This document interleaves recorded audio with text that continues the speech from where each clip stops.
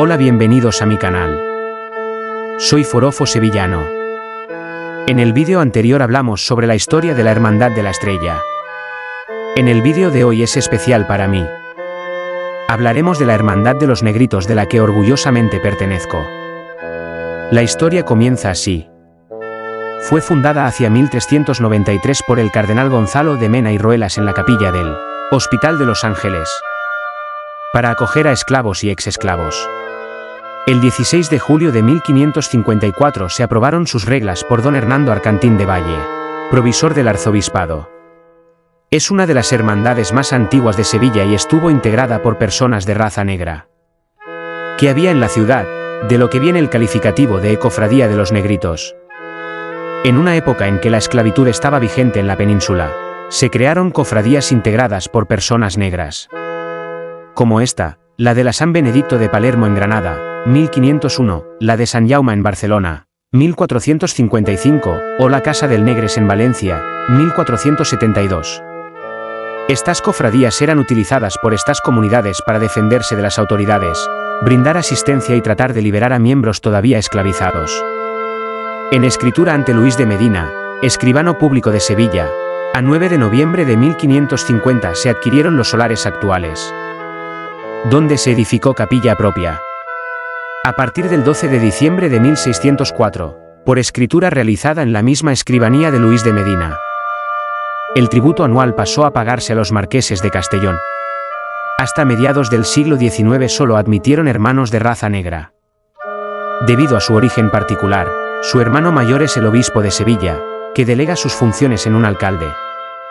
En 1941, por acuerdo del Cabildo, todos los hermanos hicieron estación de penitencia descalzos, recomendándoseles en lo sucesivo que siempre se hiciera igual, salvo imposibilidad física. En 1948 y 1961 sufrió grandes desperfectos en la capilla y altares a consecuencia de las inundaciones que padeció la ciudad de Sevilla. En su paso por la catedral realizan una ofrenda ante el sepulcro de su fundador, el cardenal Mena.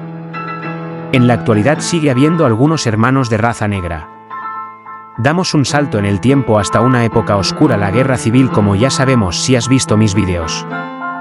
Años oscuros y convulsos para todas las hermandades.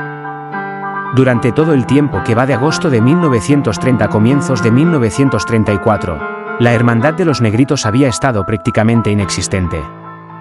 Por ello, ningún representante asistió a las reuniones ni participó en la fuerte polémica en torno a la salida o no de las cofradías en 1932.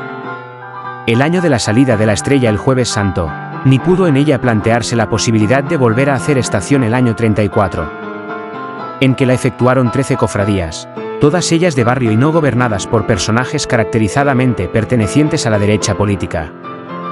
No hemos podido consultar el acta del Cabildo en que volvió a normalizarse la vida de la hermandad y se eligió una nueva junta de gobierno. Pero es seguro que en ella no estuvieron los principales protagonistas del conflicto con el arzobispo, como no lo estaban entre las firmas que dirigieron a este la solicitud para la reorganización. Esta pudo conseguirse, con no poco esfuerzo, y en la Semana Santa del siguiente año, 1935, volvió a reanudarse la salida el Jueves Santo. A pesar de que algunos enseres habían sufrido deterioro por el tiempo de abandono. En dicho año 35, en el que ya salieron todas las cofradías, la prensa de la ciudad, refiriéndose a la de los Negritos, comentaba: esta hermandad ha atravesado una aguda crisis, que motivó dejara de hacer estación el año 1931. El pasado año ha incorporado a la nuevos elementos, que animados de las mejores disposiciones se proponen llevarla adelante para que vuelva a tener su tradicional esplendor. El horario de aquel año era salida a las 3:30, cruz en la campana a las 5:20, fuera de la catedral a las 7:35 y entrada en la capilla a las 10 de la noche. Siendo su itinerario el tradicional, si bien ya daba la vuelta por Moret, Alemanes y Conteros para no recorrer la parte más estrecha de Placentines. Al final del recorrido continuaba rodeando la manzana de Menéndez y Pelayo, la Florida y primer tramo de la calle Oriente, entre el puente sobre el ferrocarril y la Puerta Carmona. Este año no tuvo la hermandad que seguir en casi todo su itinerario a la Trinidad, pues ésta había cambiado el suyo y en vez de enfilar la Puerta Osario a su salida recorrió toda la ronda de Capuchinos y Resolana para seguir por Feria a la Campana. Y en cuanto a músicas, La banda de trompetas de artillería a caballo abría la procesión. Tras el paso de Cristo iba la de cornetas y tambores de Tubero y tras el de palio la de Municipal de Alcalá de Guadaira. Hagamos un alto y hablemos de la autoría y historia de las imágenes de la hermandad.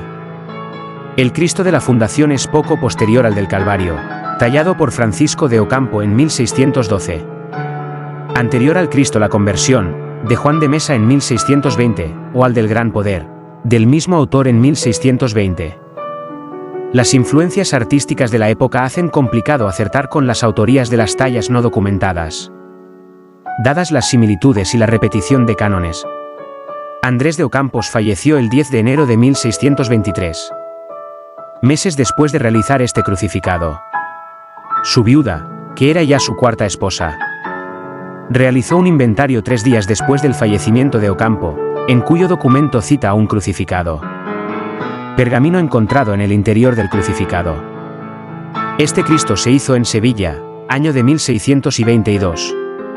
Hízolo Andrés de Ocampo, maestro escultor. Así quedaba recogida en un pergamino la autoría de este crucificado que cumple ahora 400 años, 1622 a 2022.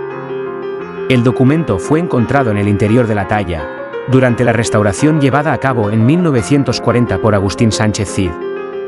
Andrés de Ocampo fue un importante escultor nacido en Villacarrillo, Jaén, en 1555, que a los 12 años de edad viajó hasta Sevilla para aprender el oficio junto al maestro Jerónimo Hernández. En vida dejaría los moldes y bocetos de su taller a su sobrino Francisco de Ocampos. Sus restos mortales descansan en la parroquia de San Vicente, templo donde se encuentra uno de sus más valiosos retablos, el del Descendimiento. Se trata de una imagen de 1,62 metros de alto, muy similar a otro Cristo realizado en 1620 para Honduras, del que ahora hablaré. Posiblemente esta imagen tuviese un destino parecido, ya que de Ocampo anotó en el documento descubierto en el interior de la talla la aclaración: este Cristo se hizo en Sevilla. La imagen pasó a propiedad del pintor luxemburgués Pablo Legot, quien lo vendería a la cofradía de Nuestra Señora de los Ángeles por la cantidad de 1.400 reales de vellón. Curiosamente el mismo precio del valor medio de un esclavo en aquella época. Este joven estaba casado con Catalina de Alarcón, tía del pintor Juan del Castillo, y se dedicaba a revender encargos de otros pintores y escultores, obteniendo un porcentaje como intermediario. Puede afirmarse que estamos ante una imagen de estilo manierista.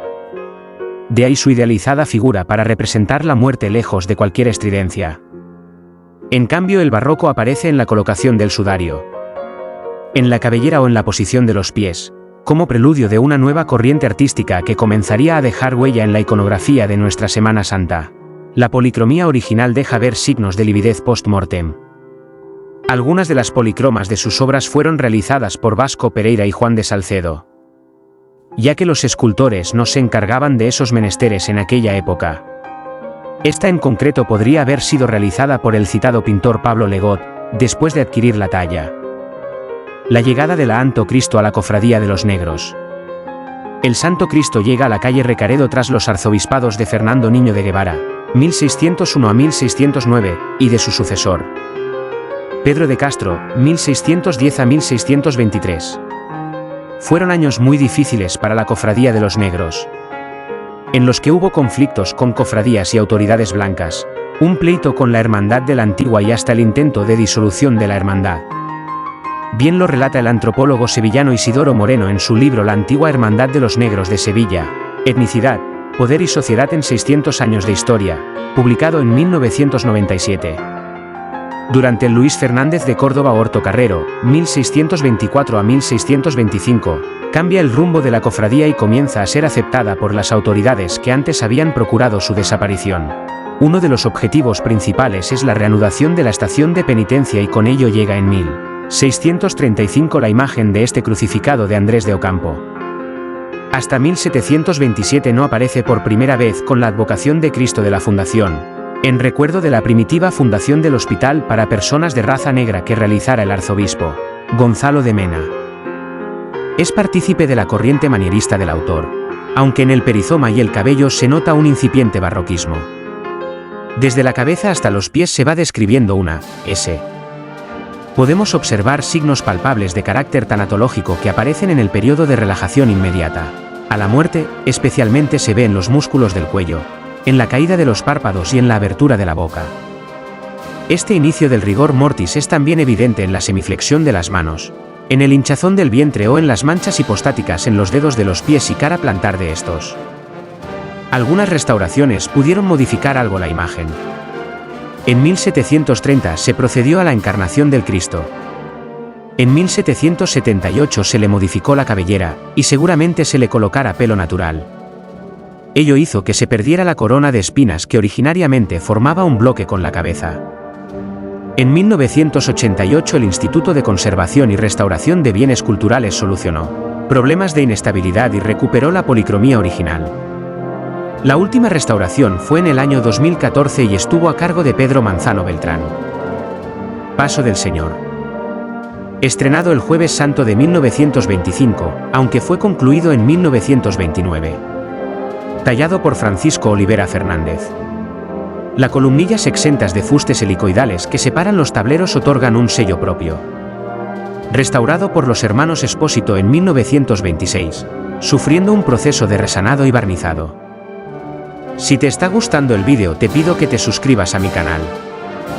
Le des like y actives la campanita, así cuando suba un vídeo te avisará. Es muy importante para que este canal siga creciendo y poder seguir haciendo este tipo de vídeos. Muchas gracias por tu tiempo. Nuestra Señora de los Ángeles. Es una talla anónima, estimada en el siglo XVIII. Hay estudios que remiten esta talla a finales del XVI por su estructura tabular del cuello, actitud hierática y frontalidad acusada del rostro o las manos esquematizadas. En el XVII hay inventarios que reflejan a una dolorosa, la cual a lo largo de ese siglo va perdiendo en devoción. De esta imagen sabemos que Juan Miguel Sánchez la reencarnó en 1955. En 1984 Antonio Joaquín Duba de Luque le hizo una compleja intervención. Le abrió los párpados, nuevo trazado de cejas, rectificación de la apertura de los labios, retallando la dentadura y la lengua. También le hizo un nuevo candelero y modificó la policromía matizando las tonalidades. El arzobispo de Sevilla, Monseñor Juan José Asenjo Pellegrina, anunció el día 19 de enero de 2018 que la Virgen de los Ángeles de la Hermandad de los Negritos sería coronada canónicamente el 18 de mayo de 2019. La noticia cogió por sorpresa a los que se encontraban presentes en la inauguración de la exposición, que la corporación montó en el Círculo Mercantil con motivo de su 625 aniversario fundacional. Indicaron también que la coronación tuvo el rango de pontificia, es decir, que fue autorizada por el Papa Francisco. La Virgen de los Ángeles se convirtió en la dolorosa número 20 en ser coronada canónicamente, tras la victoria de las cigarreras, cuya ceremonia tuvo lugar el 13 de octubre de 2018. Asimismo, Asenjo explicó lo que significa una coronación con rango de pontificia. En las coronaciones canónicas, el expediente se inicia en la propia diócesis y termina en la propia diócesis. Es decir, que la hermandad prepara un expediente, lo presenta al arzobispado y el arzobispo firma el decreto. Y en el caso de la pontificia, el expediente se inicia en el arzobispado y se manda la documentación a Roma, con unas preces del arzobispo solicitando al Papa que autorice la coronación canónica. Entonces viene una bula de la Santa Sede donde el Papa acepta la coronación pontificia de la imagen y delega en el obispo del lugar para que él la corone. Paso de palio. Es uno de los pasos más originales y únicos de la Semana Santa de Sevilla. Mezcla las caídas típicas sevillanas con una innovadora concepción y aplicación del bordado tradicional. Combina elementos como palmas, ángeles, lirios, estrellas bordados en plata con superposición del realizado en hilos de oro. Los respiraderos son obra de Ramón León Peñuelas. En el año 2002. Están inspirados en Juan Miguel Sánchez, destacando los ángeles basados en los del manto de la Virgen y la presencia de los santos negros, dentro del magnífico programa iconográfico que presenta. Destaca por la variedad de materiales y aplicaciones técnicas utilizadas. Los varales son obra de Manuel Seco Velasco, en el año 1964. Simulan palmetas, metal dorado y plateado. Los basamentos de los varales son de Ramón León Peñuelas y fueron realizados en 1992. Las bambalinas son obra de Hermanas Trinitarias, en el año 1964. Terciopelo azul verdoso con bordados en hilos metálicos plateados y dorados, plata sobre dorada. LED. El manto es obra de Hermanas Trinitarias, en el año 1961. Diseño del pintor Juan Miguel Sánchez. Se trata de una obra con dibujo modernista, bordados con hilo de oro y plata sobre tisú celeste. Dos ángeles despliegan una filacteria en donde se puede leer Regina Angelorum. Todo ello rodeado de motivos vegetales estilizados, florales y orientales. El resultado final es una combinación de varias técnicas: hojilla, setillo, lentejuela, canutillo, empedrado. Fue restaurado en 2017 por el IAPH. Ahora os hablaré de lo que os comenté antes. Sobre, digamos, el gemelo del Cristo de la Fundación. Cristo de Salamé, la historia paralela entre el crucificado que Ocampo talló para América y el titular de la Hermandad de los Negros. Antes de oír un relato curioso sobre la contratación de este Cristo, deciros que se encuentra en la Catedral de Comayagua, Honduras, una de las primeras catedrales cristianas en América Latina. Y el relato comienza así.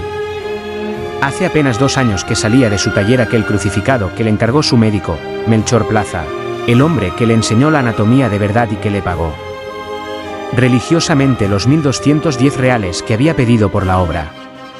Nunca acabó de conocer el destino de aquella talla, pero puede imaginarlo. Presidiendo la capilla privada del médico y recibiendo sus oraciones en estos tiempos de crisis. ¿Es el Rey, nuestro Señor, el que paga? Mirando una escofina, el viejo escultor no olvida la frase que inició su conversación con don Antonio Manrique, aquel factor de la Casa de la Contratación que le encargó un crucificado para la Catedral de Comayagua, en Honduras. Aquellas indias a las que un día pensó en ir, un embarque que pasa una vez en la vida y que no vuelve a pasar. El propio Felipe III le pagaba 1.222 reales por la hechura de un señor en la cruz, destinado a Indias, así se contaba en un contrato, cuya lectura todavía resonaba en su memoria: de estatura humana, de madera de ciprés, puesto en una cruz de borne labrada tosca, acabada en todo punto, puesto en blanco de madera con el título de plata en que está el nombre del dicho Andrés de Ocampo. Sí, Andrés de Ocampo. Se atrevió a firmar en el título de la cruz aquel Cristo que iba a Comayagua, el Rey de Reyes muerto, encargo de un rey vivo, merecía esa constancia. A algunos les sorprendió que el viejo escultor empleara ese sudario recogido con una cuerda que a algunos recordó a aquel nuevo crucificado, titulado del Amor, que había realizado un joven discípulo de Montañés para una cofradía fusionada de los terceros, aunque él ya había visto ese detalle en obras de Slonso de Mena en Granada. Adiós, mi Cristo blanco, se atrevió a musitar cuando lo vio por última vez en un cajón de madera en la bodega que la nao San Francisco llevaba a América un día de julio de 1621. También recuerda que rogó al Altísimo que aquella imagen, le han llegado noticias de que lo llaman el Señor de Salamé, encontrara unas manos inteligentes de pintor que lo policromara con el decoro debido. Lo cierto, y termino mi relato aquí, es que un trocito de esta Sevilla histórica reside en la Catedral de Comayagua a día de hoy, para seguir deslumbrando a quien se acerca a una de sus naves laterales donde reside. Y para finalizar, suena Sevilla a Sevilla. Universal partitura. De perfectas armonías. Ramillete de ternura. Que provocan la locura. De un sinfín de melodías. En el jardín de la belleza. La fuente de la alegría. Junto al sollozo y la pena. El dolor y la agonía. Y no tiene otro sentido. ¿Qué otro motivo tendría? Ponerle música a la muerte. Si no se muere en Sevilla. Y no tiene otro sentido. ¿Qué razón razonaría? Cristo de la Fundación. Que no mueras este día. Y no te acompañen, Señor.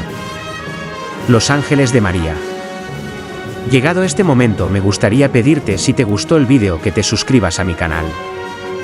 Y actives la campanita, de esa manera cuando suba un vídeo te avisará. Espero que le haya gustado. Soy Forofo Sevillano, un saludo y muchas gracias.